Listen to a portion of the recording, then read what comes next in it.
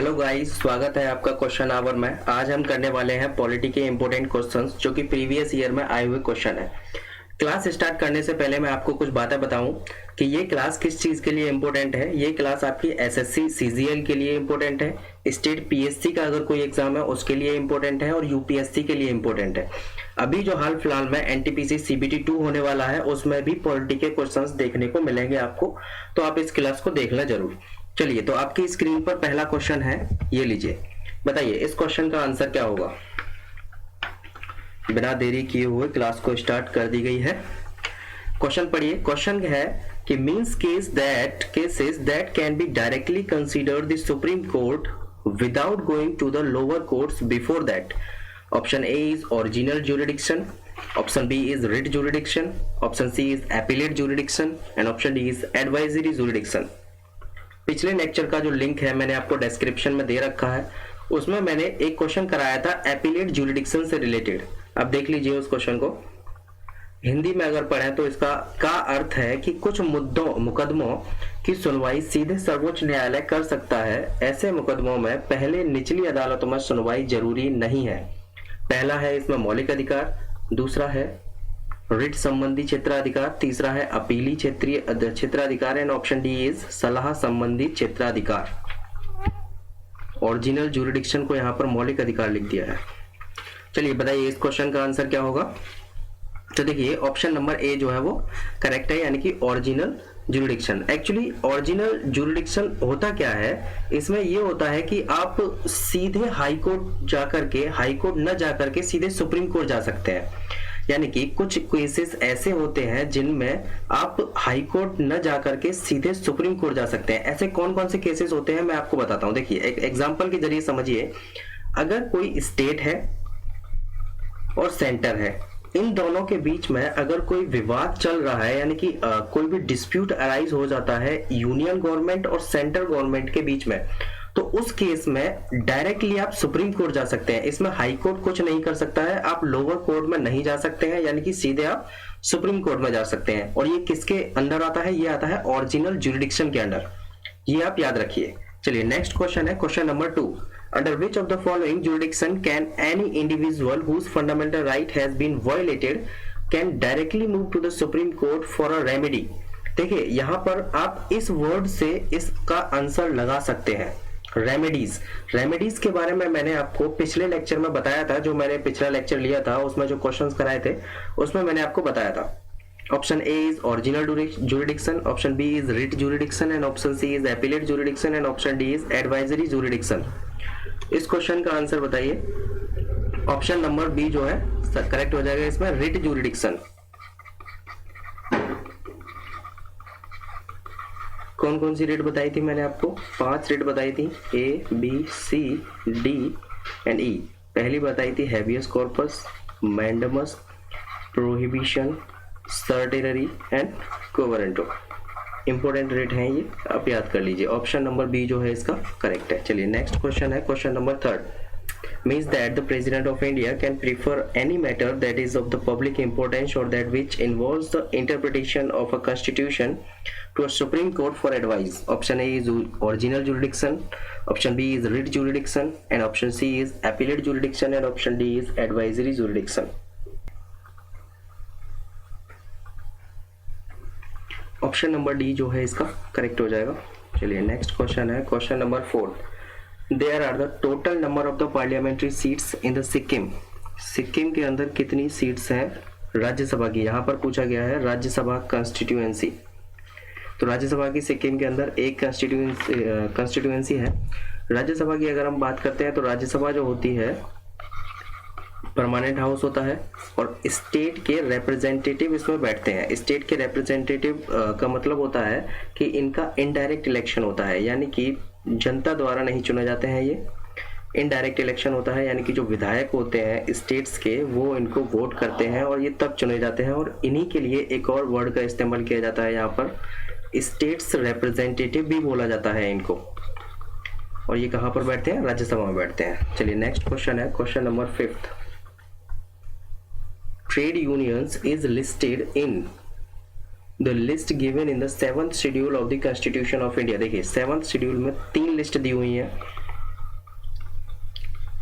कौन कौन सी लिस्ट है? पहली है इसमें स्टेट लिस्ट, दूसरी है यूनियन लिस्ट और तीसरी है इसमें कंकरेंट लिस्ट।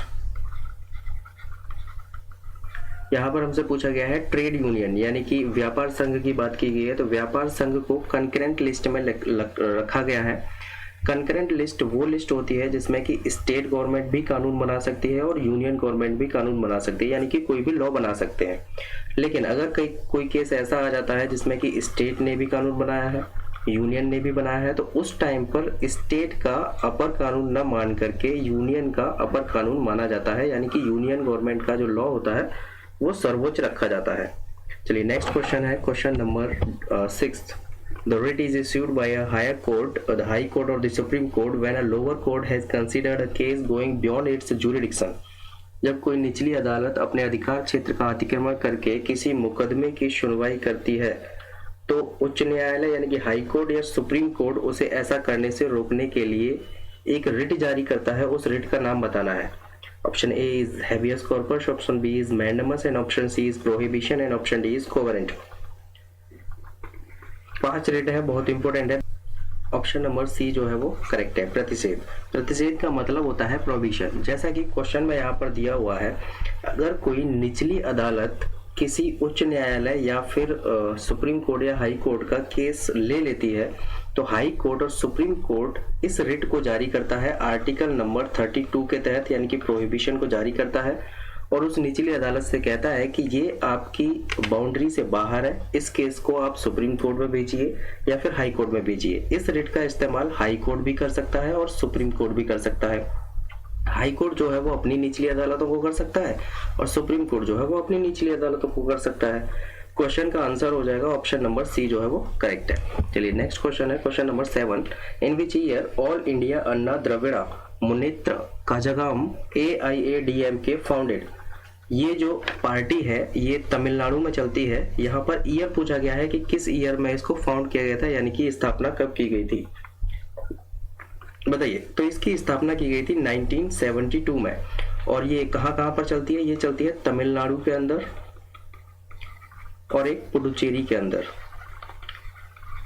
अगर मैं बात करता हूँ इसकी AIADMK की, तो ये लोकसभा के अंदर तीसरी सबसे बड़ी पार्टी है।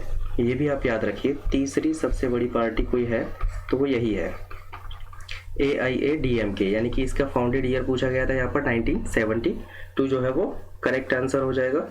चलिए नेक्स्ट क्वेश्चन है question number 8। Which fundamental right in the Indian Constitution includes equal access to shops, bathing ghats, hotels, etc.? Option A is right to liberty and personal freedom. Option B is right to freedom of religion and option C is right to equality and option D is cultural and educational rights. बताइए। तो देखिए इस question का answer हो जाएगा right to equality. अगर मैं right to equality के बारे में बताना चाहूँ तो यहाँ पर कुछ आर्टिकल बताऊंगा आपको। Article number 14, article number 15, article number 16, article number 17 and एक आर्टिकल है आर्टिकल नंबर 18। ये जो 5 आर्टिकल हैं ये राइट टू इक्वलिटी के अंदर आते हैं। ठीक है, क्या लिखा हुआ है आर्टिकल नंबर 14? आर्टिकल नंबर 14 में लिखा हुआ है इक्वलिटी बिफोर लॉ, यानी कि कानून के समक्ष समानता। अगर कोई व्यक्ति है या कोई दो ग्रुप है तो कानून के सामने वो दोनों इक्वल ही है। ठीक है, उसमें कोई नॉन जस्टिसेबल नहीं होगा। आर्टिकल नंबर 15 क्या कहता है? Abolition of discrimination. ठीक है, किसका डिस्क्रिमिनेशन की यहाँ पर तो बात कर दी गई है, बट लेकिन किस आधार पर की गई है तो वो मैंने आपको पहले वाले लेक्चर में बताया था। RRCSP के बेस पर की गई है। इसमें जो पहला R है वो रेस यानी कि रेस के आधार पर, दूसरा जो R है वो रिलीजियन के आधार पर, तीसरा जो C है वो कास्टिज्म के आधार पर है, चौथा जो S है वो लिंग के यानी कि सेक्स के आधार पर, एंड ऑप्शन यहाँ पर जो P है वो स्टैंड फॉर द प्लेस यानी कि प्लेस के आधार पर आप भेदभाव नहीं कर सकते हैं, यानी कि डिस्क्रिमिनेशन नहीं कर सकते हैं। आर्टिकल नंबर 16, आर्टिकल नंबर 16 में लिखा हुआ है इक्वालिटी ऑफ पब्लिक एम्प्लॉयमेंट, यानी कि पब्लिक एम्प्लॉयमेंट में इक्वलिटी होगी, ये लिखा हुआ है आर्टिकल नंबर 16 में। आर्टिकल नंबर 17 में लिखा हुआ है एबोलिशन ऑफ अनटचेबिलिटी, छुआछूत का अंत। और आर्टिकल नंबर 18 में लिखा हुआ है एबोलिशन ऑफ टाइटल्स, यानी कि उपाधियों का अंत। लेकिन यहाँ पर कुछ चीज़ों को एक्सेप्शन में रखा गया है, जैसे कि कोई भी सेना की जो उपाधियां होती हैं, मिलिट्री वगैरह की जो उपाधियां होती हैं, उनको यहाँ पर एक्सेप्शनल केस में रखा गया है। या फिर एकेडमिक जो उपाधियां होती हैं, जैसे कि डॉक्टरेट की उपाधि दी जाती है, वो एक एक्सेप्शनल केस में है। अगर मैं मिलिट्री में बात करूं तो मेजर जो है ये भी एक टाइटल ही है, इसको एक्सेप्शनल में रखा गया है।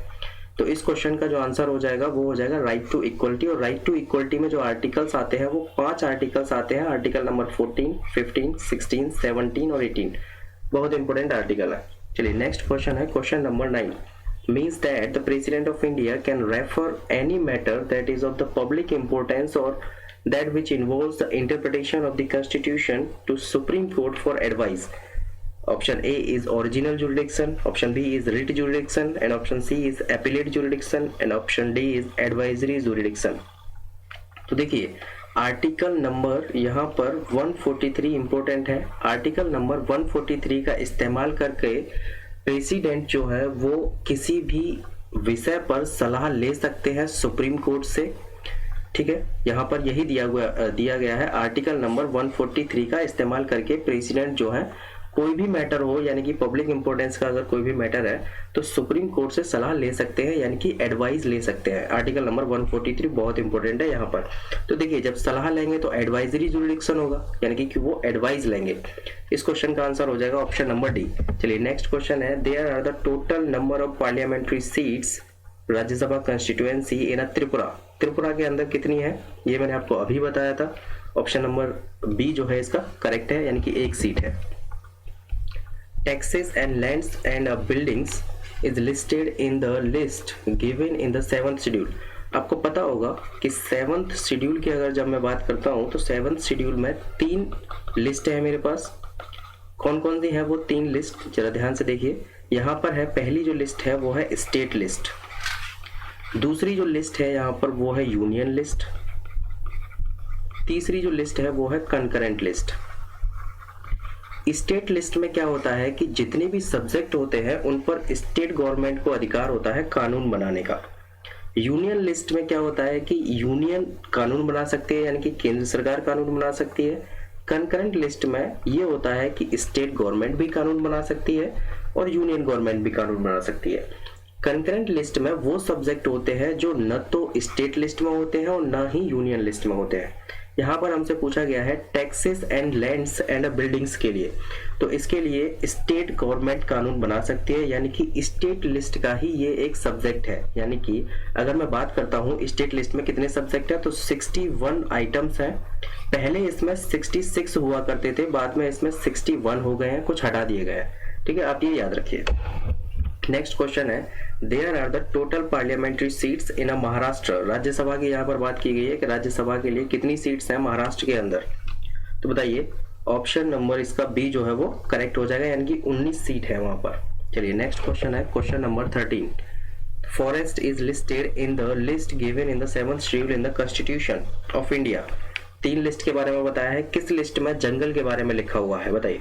तो कंकरेंट लिस्ट में जंगल के बारे में लिखा हुआ है, जिस पर कि स्टेट गवर्नमेंट और सेंट्रल गवर्नमेंट दोनों कानून बना सकते हैं। देखिए आइटम नंबर यानी कि जो सब्जेक्ट है वो है 17th ए, फॉरेस्ट के लिए है। यहीं पर एक और आर्टिकल पढ़ लीजिए, आर्टिकल नहीं है ये सब्जेक्ट है, इसको हम आर्टिकल नहीं बोलेंगे, यहाँ पर सब्जेक्ट लिख लीजिए 17th बी। ये जो है protection of wild animal and birds, ये दोनों बहुत इंपॉर्टेंट है, पूछे जाते हैं। किस में है? कंकरेंट लिस्ट में है। कंकरेंट लिस्ट में स्टेट गवर्नमेंट और सेंट्रल गवर्नमेंट दोनों कानून बना सकते हैं। यहाँ पर एक और बात याद रखिए कि कंकरेंट लिस्ट में कितने सब्जेक्ट है, तो कंकरेंट लिस्ट में 52 आइटम्स है, यानी कि 52 सब्जेक्ट है। 52 सब्जेक्ट में से लाइन वाइज अगर आप जाते हैं तो 17th पोजीशन पर आपको फॉरेस्ट मिलेगा और 17th बी पोजीशन पर आपको मिलेगा protection of the wild animals and the birds. चलिए नेक्स्ट क्वेश्चन है question number 14। Which fundamental right in the Indian Constitution states that all persons shall be equally protected by the laws of the country? बताइए कहां पर लिखा हुआ है। देखिए मैंने अभी आपको आर्टिकल बताए हैं राइट टू इक्वलिटी के। राइट टू इक्वलिटी के जो मैंने आर्टिकल बताए थे, तो मैंने उसमें आपको बताया था आर्टिकल नंबर 14। आर्टिकल नंबर 14 में लिखा हुआ था इक्वालिटी बिफोर द लॉ। ये वही आर्टिकल है, ये जो यहाँ पर पूछा गया है ये वही आर्टिकल है, राइट टू इक्वलिटी। और राइट टू इक्वलिटी में कितने आर्टिकल आते हैं? तो 5 आर्टिकल आते हैं। ठीक है, कौन कौन से आते हैं ये मैं आपको बता देता हूँ। देखिए, आर्टिकल नंबर 14 आता है इसमें, 15, 16, 17 और 18, 1 2 3 4 5 आर्टिकल आते हैं राइट टू इक्वलिटी में। चलिए नेक्स्ट है, Which fundamental right in the Indian Constitution includes the abolition of untouchability? ये भी right to equality में, इससे पहले मैंने आपको जो क्वेश्चन कराया था उसमें पूरी डिटेल बताई थी। abolition of untouchability यानी कि छुआछूत का जो अंत मैंने बताया था वो किस में बताया था? आर्टिकल नंबर 17, जो कि right to equality में आता है। कितने आर्टिकल आते हैं? 5 आर्टिकल आते हैं। आर्टिकल नंबर 17 जो है वो अनटचेबिलिटी का अंत है, और आर्टिकल नंबर 18 जो है वो टाइटल्स का अंत है, यानी कि एबोलिशन ऑफ टाइटल्स। ये आपको याद रखने हैं। चलिए नेक्स्ट क्वेश्चन है, question number 16, foreign jurisdiction is listed in the list given in the 7th schedule. बताइए, फॉरेन जुरिडिक्शन जो है वो किस में लिखा हुआ है? स्टेट लिस्ट में लिखा हुआ है, यूनियन लिस्ट में है, या कंकरेंट लिस्ट में है? तो देखिए, ये जो लिखा हुआ है ये यूनियन लिस्ट में लिखा हुआ है। वैसे भी स्टेट का तो मतलब ही नहीं बनता है यहाँ पर, क्योंकि यहाँ पर बात की जाती है फॉरेन जुरिडिक्शन की, तो उसके लिए यूनियन लिस्ट में ये लिखा हुआ सब्जेक्ट है। और यूनियन लिस्ट में कितने आइटम्स होते हैं? तो इसमें है 100 आइटम्स, ये आप याद रखिए। ठीक है, चलिए नेक्स्ट क्वेश्चन है, question number 17, there are the total number of the seats in the parliamentary in the West Bengal. हालांकि वेस्ट बंगाल में अभी चुनाव भी चल रहे हैं। यहाँ पर पूछा गया है लोकसभा की सीटों के बारे में। बताइए, लोकसभा की कितनी सीटें हैं वेस्ट बंगाल के अंदर? तो लोकसभा की 42 सीटें हैं वेस्ट बंगाल के अंदर। हाल फिलहाल में चुनाव भी चल रहा है वहां पर। चलिए नेक्स्ट क्वेश्चन है, द बैटिंग एंड गैम्बलिंग, यानी कि बैटिंग और जुआ जो होता है वो किस लिस्ट में है? 7th शेड्यूल की किस लिस्ट में लिखा हुआ है? यूनियन लिस्ट में है, स्टेट लिस्ट में है, या कंकरेंट लिस्ट में लिखा हुआ सब्जेक्ट है? तो देखिए, जो गैम्बलिंग वगैरह है ये स्टेट लिस्ट में लिखा हुआ एक सब्जेक्ट है। चलिए नेक्स्ट क्वेश्चन है, question number 19, is issued when the court finds that a particular office holder is not doing a legal duty and thereby is infringing on the right of an individual. Option A is habeas corpus, option B is mandamus, option C is prohibition and option D is quo warranto. कौन सा option यहाँ पर correct हो जाएगा? Question number 19, तो देखिए mandamus. Mandamus जो है ये एक रिट है, आर्टिकल नंबर 32 का इस्तेमाल करके जारी की जाती है, हाई कोर्ट या सुप्रीम कोर्ट के द्वारा जारी की जाती है। अगर कोई व्यक्ति ऑफिस होल्डिंग इज, वो अपनी ऑफिस के सही काम यानी कि लीगल काम या लीगल ड्यूटी नहीं कर रहा होता है, उस टाइम पर ये मैंडेमस लिस्ट को जारी किया जाता है। इसको इंग्लिश हिंदी में बोलते हैं परमादेश, ये नाम है इनके, बंदी, प्रत्यक्षीकरण, परमादेश। इससे अच्छा है आप इंग्लिश में याद रखिए, habeas corpus, mandamus, prohibition, quo warranto and certiorari. चलिए नेक्स्ट क्वेश्चन है, क्वेश्चन नंबर 20, लास्ट क्वेश्चन है ये हमारा, the population control and family planning is listed in the list. किस लिस्ट में लिखा हुआ है? 7th शेड्यूल की किस लिस्ट में है? स्टेट लिस्ट में है, कंकरेंट लिस्ट में है, या फिर यूनियन लिस्ट में है? तो ये जो सब्जेक्ट है ये हमारा कंकरेंट का सब्जेक्ट है, और आपको पता होगा कि कंकरेंट में कितने सब्जेक्ट हैं? तो 52 सब्जेक्ट है, ये आपको याद रखना है। ये हमारा आज का लास्ट क्वेश्चन था। अगर वीडियो पसंद आया हो तो लाइक कर दीजिए, कमेंट कीजिए, अगर कोई भी आपको प्रॉब्लम है चैनल को सब्सक्राइब जरूर करना। मिलते हैं नेक्स्ट वीडियो में कुछ और नए क्वेश्चंस के साथ, तब तक के लिए take care and bye bye.